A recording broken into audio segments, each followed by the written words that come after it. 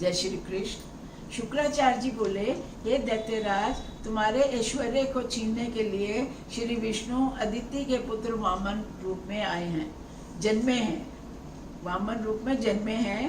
ये तुम्हारे यहाँ मांगने आए हैं। मेरी राय में इन्हें कुछ नहीं देना चाहिए। हे राजन सुनो, अपनी बुद्धि की अपेक्षा गुरु की बुद्धि अधिक सुख देती है, जबकि पराई बुद्धि नाश करती है और स्त्री की बुद्धि तो प्रलय कर देती है। बलि बोले, हे गुरु, आप ऐसी धर्म विरोधी बातें ना कहें। यदि मैं स्वयं विष्णु को कुछ दूं तो इससे अधिक कौन सी बड़ी बात हो सकती है? इससे बड़ी बात कौन सी हो सकती है? विद्वान लोग जिन विष्णु की प्रीति के लिए यज्ञ दान आदि करते हैं, वे ही यदि साक्षात मेरे यहाँ आए हैं तो पृथ्वी पर मुझसे अधिक भाग्यशाली और कौन होगा कि स्वयं विष्णु ही मेरे से कुछ मांगने आ रहे हैं। विष्णु सिमरन से पापियों दुष्टों को भी परम गति मिलती है। जिसके जीव के अग्रभाग में हरि नाम के 2 अक्षर विद्यमान रहते हैं, वो विष्णु लोक को प्राप्त होते हैं और पुनरागमन से छूट जाते हैं। मैं विष्णु जी की संतुष्टि के लिए ही यज्ञ कर रहा हूँ। कह रहे हैं विष्णु तो खुद आ रहे हैं, मैं भी तो विष्णु की संतुष्टि के लिए ही यज्ञ कर रहा हूँ, और यदि वे यहाँ स्वयं पधारे हैं तो मैं कृतार्थ हो गया। दैत्यराज बलि जब ये सब कह रहे थे, उसी समय वामन रूपधारी श्री विष्णु ने यज्ञ मंडप में प्रवेश किया। दैत्यराज बलि ने विधि पूर्वक उन्हें अर्घ्य दिया और बोले, आज मेरा यज्ञ जन्म सफल हो गया। मैं और यहाँ बैठे सभी ऋषिगण कृतार्थ हो गए। मैं बहुत कृत्य और भाग्यशाली हूँ।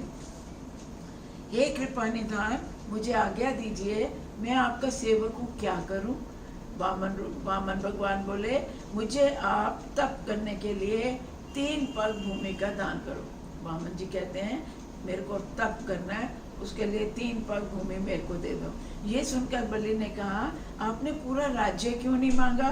पूरा आप ग्राम, नगर और धन को भी अधिक से अधिक मात्रा में मांग सकते थे। वामन बोले, हे दैत्यराज, आप तो अति गुप्त वचनों को सुनो। जिन्होंने सब कुछ त्याग दिया है, उन्हें धन का क्या प्रयोजन? उन्होंने धन का क्या करना है? मैं सब जीवों का अंतर्यामी हूँ, मेरे लिए सब कुछ ना के बराबर है, फिर धन का मैं क्या करूँगा? हे दैत्यराज, भूमि दान से महात्म को सुनो, इसे अन्य कोई नहीं सुना सकता। वो कहते हैं बलि को, तुम भूमि दान के बारे में सुनो, तो तुमको जो मैं बताने जा रहा हूँ तो कोई तुमको नहीं समझा सकता।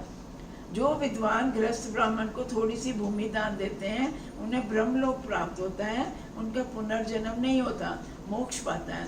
गंगा तट पर विधि पूर्वक सैकड़ों अश्वमेघ यज्ञ करने से मनुष्य को जो फल मिलता है, वही भूमि दान करने से मिलता है। हे राजन, निश्चल पृथ्वी किसी के साथ नहीं जाती। भूमि दान जैसा दान भूत और भविष्य में अन्य कोई नहीं है। ये सब पापों से नष्ट करने वाला और मुक्ति फल देने वाला है। अब मैं तुमको एक इतिहास सुनाता हूँ। भगवान कहते हैं, भूमि दान का क्या फल होता है, तुम मुझसे सुनो। प्राचीन काल में भद्रमती नाम का एक महामुनि हुए, जो बड़े दरिद्र और वृत्तिहीन थे। उन्होंने सदा धर्म पुस्तकों का ही श्रवण करा। उनकी 6 पत्नियां थी, श्रुता, सिंधु, यशोमती, कामनी, मालिनी और शोभा, और उनके 240 पुत्र थे। गरीब थे, इसलिए पुत्र नित्य भूखों से मर जाते थे, भूख के कारण मर जाते थे। सोचने लगे, पुत्रहीन और धनहीन होना तो धिक्कार योग्य है। धिक्कार उस व्यक्ति को जो पुत्रहीन और धनहीन है। सभी दुखों में दरिद्रता सबसे बड़ा दुख है। उस पर जिसकी इतनी स्त्रियों और पुत्रों की संख्या हो, वो तो अत्यंत दुखदायी है। दरिद्रता के दुख से अधिक दुखदायिनी आशा है। कहते दरिद्रता तो है, लेकिन आशा उससे भी, आशावादी दुख व्यक्ति ही सबसे ज़्यादा दुख पाता है। उन्होंने सोचा भूमि दान सब दानों में उत्तम है। ये सोचकर वो भद्रमती अपने परिवार के साथ कौशंबी नगरी में गया। उसने वहाँ सुघोष नामक, जो बड़ा अमीर ब्राह्मण था, संपत्तिशाली था, ब्राह्मण के पास उन्होंने जाके कहा, मेरे को 5 हाथ भूमि देने की मांग की कि आप मेरे को 5 हाथ भूमि दान में दे दो। सुघोष बड़े धर्मात्मा थे। उन्होंने यथाविधि इनका सम्मान करके बोले, हे भद्रमते, मैं कृतार्थ हूँ, मेरा जीवन सफल हुआ, हे सुब्रत, आपके अनुग्रह से ही ये हुआ है। ऐसा कहकर उन्होंने बहुत सत्कार किया उनका और 5 हाथ भूमि उसको दान कर दी। पृथ्वी भगवान की है, पृथ्वी दान करने से भगवान प्रसन्न होते हैं। उस भूमि दान के कारण सुघोष अपने करोड़ों पीढ़ियों तक विष्णु लोक हो गया। इनको भद्रमती को 5 हाथ भूमि देने के सुघोष ब्राह्मण जो बहुत अमीर था, 5 हाथ भूमि देने से वो कई पीढ़ियों तक विष्णु लोक में रहे, करोड़ों पीढ़ियां उसकी विष्णु लोक में रही। भद्रमती ने दान में प्राप्त की हुई 5 हाथ भूमि को किसी कुटुंबी ब्राह्मण को आगे दान कर दिया, उनसे दान ली और किसी और ब्राह्मण को दान कर दिया। उस भूमि दान के कारण भगवान भद्रमती को बहुत ऐश्वर्य प्रदान किया भगवान ने। उसने भूमि दान किया तो उसको भी बहुत ऐश्वर्य मिला कि इसने किसी को भूमि दान किया, चाहे उन्होंने उससे लिया और आगे किसी ब्राह्मण को दान कर दिया। ये इतिहास सुनाकर वामन रूपी विष्णु भगवान बलि से बोले, दैत्यराज, तुम भी धर्मों से युक्त हो, अतः हमें तब के लिए 3 भाग पृथ्वी दान कर दो। मैंने तुमसे 3 भाग पृथ्वी मांगी, वो आप मेरे को दान कर दो।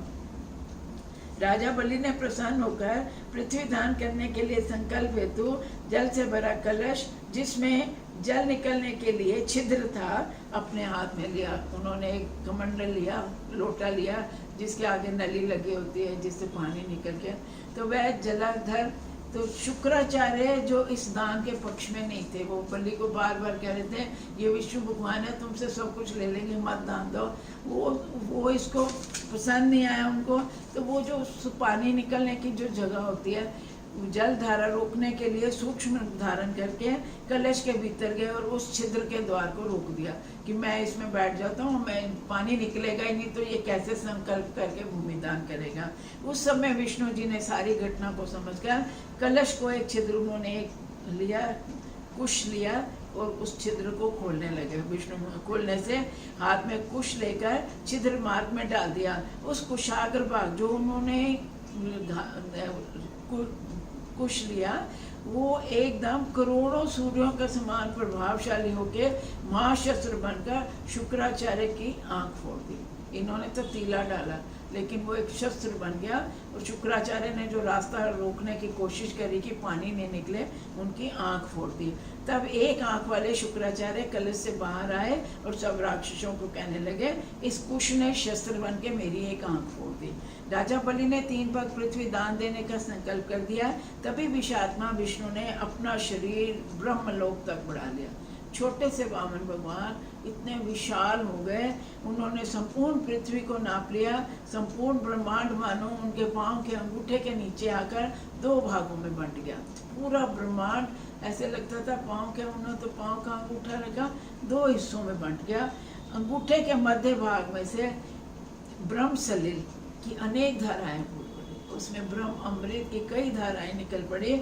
उस लोक पालन निर्मल जल ने विष्णु के चरणों का प्रक्षालन किया और फिर वह ब्रह्म सलिल धारा के रूप में आगे बढ़ चला। 2 हिस्सों में पूरा ब्रह्मांड बटा, उसमें से ब्रह्म अमृत निकला और वो भगवान के चरणों को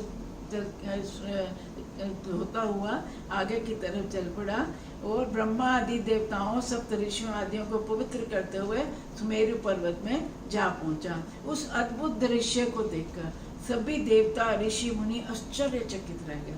वो एक गंगा निकली भगवान विष्णु के चरणों में से और महाविष्णु की स्तुति करने लगे, हे परमात्मा स्वरूप, परम महमन, अनंत मूर्ति, आपको नमस्कार है। हे ब्रह्मात्मा, ब्रह्म परमात्मा बुद्धि, कर्मशील, प्रात्म रूप, परात्पर रूप, अखिल रूपधारी, आपको नमस्कार है। हे परेश, परमानंद, परमात्मन, परात्पर, सनातन, जगत मूर्ति, प्रमाणातीत, आपको नमस्कार है। हे विश्वचक्षु, आप विश्वबाहु, विश्वशील और विश्वगमन है, आपको नमस्कार है। फिर माधव ने राजा बलि को बांधकर रसातल भेज दिया और समस्त भोग युक्त निवास प्रदान किया।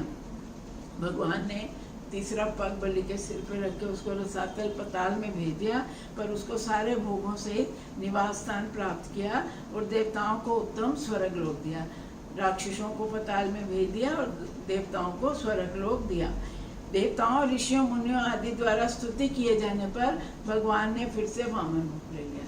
जब देवताओं ऋषियों ने इतना अद्भुत दृश्य देख के उनकी स्तुति की, भगवान अब फिर वामन रूप में आ गए। विष्णु के चरणों से उत्पन्न गंगा का ऐसा प्रभाव है कि स्मरण करने मात्र से ही सब पापों को नष्ट कर देती है। हे राजन, मनुष्य जिस मृत व्यक्ति की हड्डियों और भस्म को गंगा में डालते हैं, वह यदि महापापी भी होता है तो भी परम गति को पाता है। गंगा पाप नाशनी है। गंगा जल की एक बूंद का सेवन करने से नरक का भय दूर हो जाता है। हे राजन, जो लोग इस अध्याय को सुनते हैं अथवा देवालय में जाकर बाँचते हैं, उन्हें सहस्रों अश्वमेध यज्ञ का फल प्राप्त होता है। जय श्री कृष्ण, जय श्री कृष्ण, जय श्री